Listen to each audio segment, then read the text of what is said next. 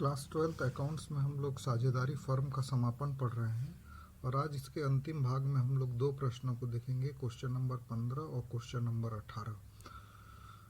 तो 15 नंबर प्रश्न में ठीक वैसे ही सवाल है जैसे हम लोग पहले देखते आए हैं। 3:2 में लाभ हानि विभाजित करते हैं, उनका चिट्ठा दिया हुआ है, पूंजी है, लेनदार है, बैंक अधिविकर्ष, ये दोनों बाह्य दायित्व में आते हैं, अर्थात ये दोनों वसूली खाते में आएंगे। उसके बाद पूरी संपत्तियां दी हुई हैं, इसमें रोकड़ को छोड़ के बाकी सभी चीज़ें वसूली खाते में आएंगी। उसके बाद यहाँ पे एक ये है कि साझेदारों द्वारा संपत्ति और दायित्वों को स्वीकार किया गया।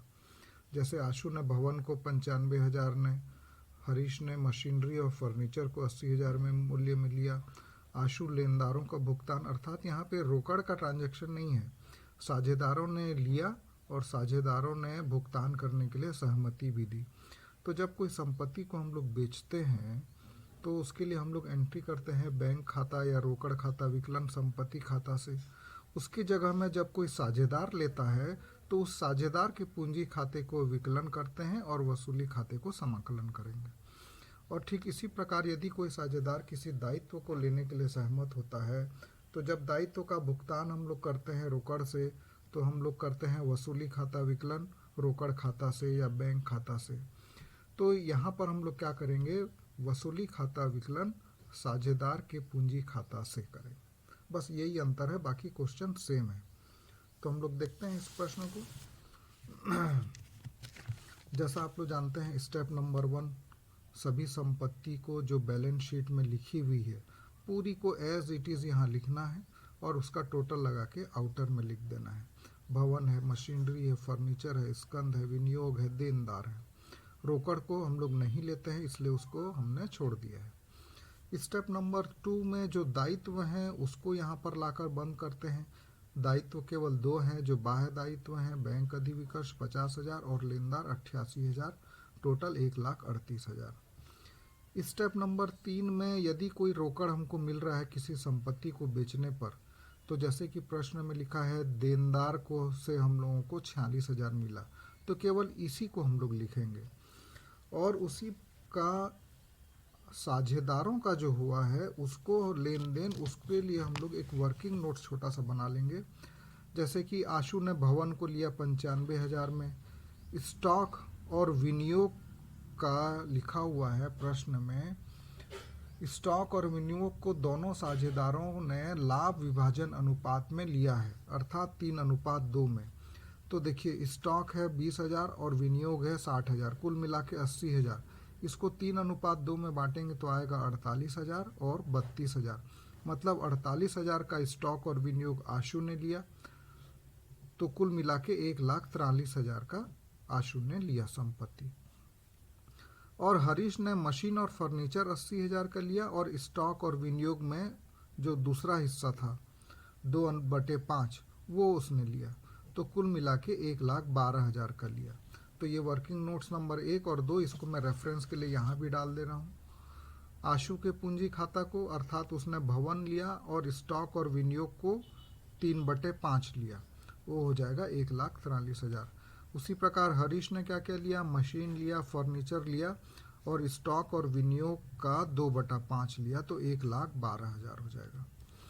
उसी प्रकार से इन लोगों ने दायित्वों को भी लेना स्वीकार किया। जैसे आशु ने लेनदार को भुगतान करना स्वीकार किया, उसके खाते को हम लोग क्रेडिट कर देंगे 88,000, और हरीश ने बैंक ओवरड्राफ्ट को भुगतान करना स्वीकार किया 50,000 से, उसको हम लोग क्रेडिट कर देंगे। उसके बाद जो वसूली खर्चा था उसको हमने बैंक खाता से किया 3,000 रुपया। अब यहाँ क्रेडिट साइड ज़्यादा है, उसके टोटल को पहले लगाएंगे और उसमें से इसको घटाएंगे तो हमको मिलेगा 6,000 रुपया का लाभ, और जिसको हम लोग 3:2 में बांट देंगे। ये 3:2 में बांट देने पर इतना आएगा। अब ये जो पूंजी खाते में गया है लाभ, इसको हम लोग यहाँ पर लिख देंगे।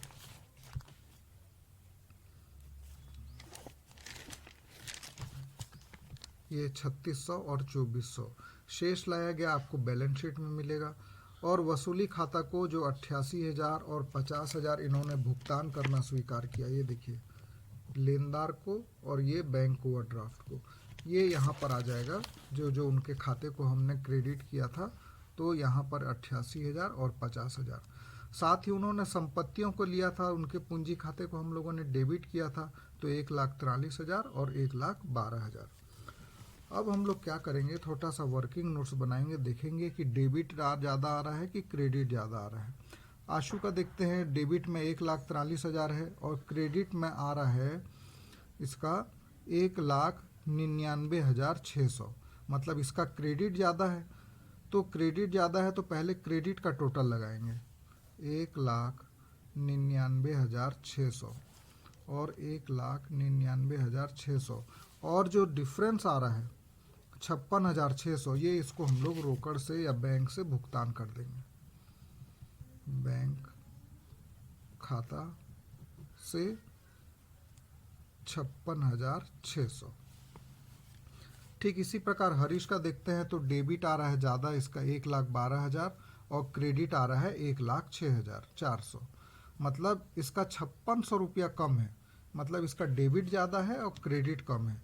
तो हम लोग डेबिट के टोटल को पहले लिख लेंगे, 1,12,000, 1,12,000, और चूंकि इसका पूंजी कम पड़ रहा है, इससे हमको लेना बन रहा है, तो इससे हम लोग पैसा ले लेंगे बैंक खाता को, कितना 5600 रुपया।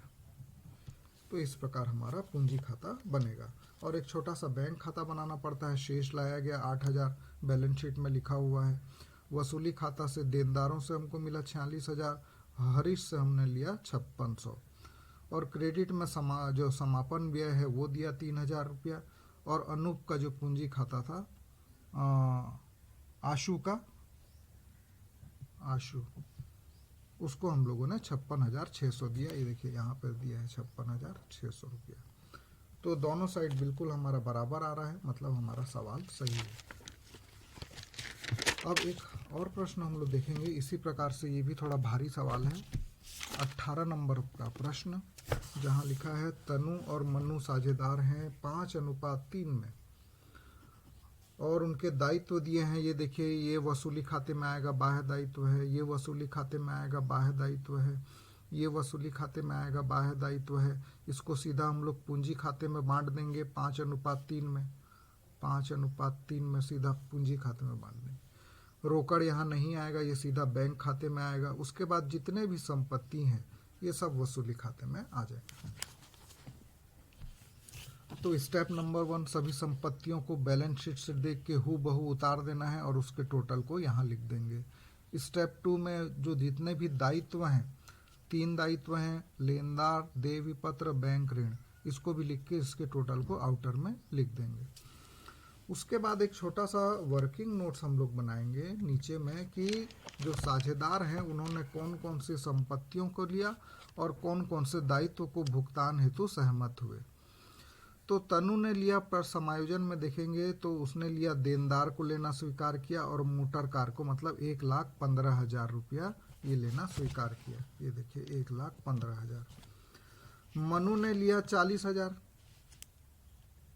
ये देखिए ये है 40,000, तो इसके खाते को हम लोग डेबिट कर देंगे 40,000 से और वसूली खाते को क्रेडिट कर देंगे। बैंक से हमको मिल रहा है 90,000 रुपया, अर्थात जो देनदार हैं, जो लेनदार हैं वो हमको क्या हो रहा है, यहाँ पे लिखा हुआ है स्टॉक को स्वीकार किया और 10,000 का भुगतान करना स्वीकार किया। मतलब लेनदार से हमको स्टॉक प्लस 10,000 मिला, तो जो 10,000 मिला उसको ले लेंगे। विनियोग से हमको 76,000 मिला और फिक्सचर्स से 4,000 मिला, कुल 90,000। फिक्सचर फर्नीचर के जैसे ही होते हैं और इनका एक ही हेड होता है, फर्नीचर एंड फिक्सचर्स। फिक्सचर्स वो होते हैं जिनको प्रायः फिक्स किया जाता है दीवारों में या घरों में या मशीनों, जो फैक्ट्रियों में, तो इसी को फिक्सचर्स बोलते हैं। तो ये 90,000 का हुआ, तो ये 90,000 हमको बैंक में मिल जाएगा, 90,000 रुपया।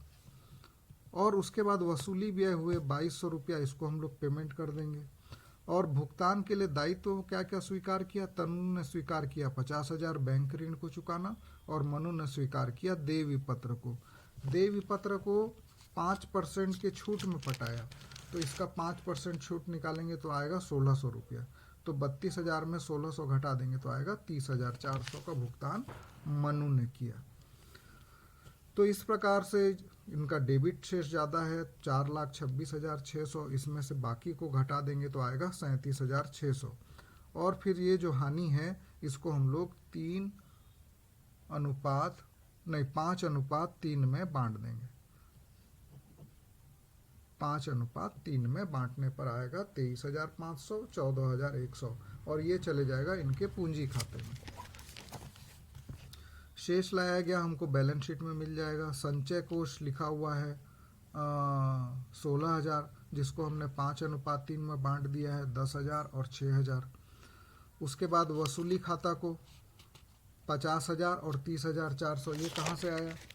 50,000 आया बैंक ऋण का भुगतान करने के लिए तनु ने सहमति दी और देय विपत्र का भुगतान करने के लिए मनु ने सहमति दी, इसीलिए इनके पूंजी खाते को हमने क्रेडिट किया है, अर्थात साझेदारों ने इस दायित्वों का भुगतान किया।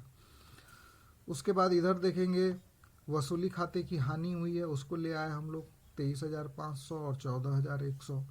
फिर वसूली खाते से 1,15,000 जो संपत्ति उसने लिया तनु ने, और मनु ने लिया 40,000 का संपत्ति, और जो उनका शेष बच गया उसको हम लोग बैंक खाता से भुगतान कर देंगे। और एक तो छोटा अकाउंट बना लेंगे बैंक खाता, हमारे पास था 16,000 बैलेंस शीट में लिखा हुआ है। वसूली खाते से मिला हमको 90,000 रुपया, भुगतान किया वसूली व्यय का 2,200, और उसके बाद हम लोगों ने यहाँ पे भुगतान किया है 31,500 और 72,300। तो इसको करने पर दोनों साइड बराबर आ रहा है, मतलब हम लोगों ने सही बनाया है।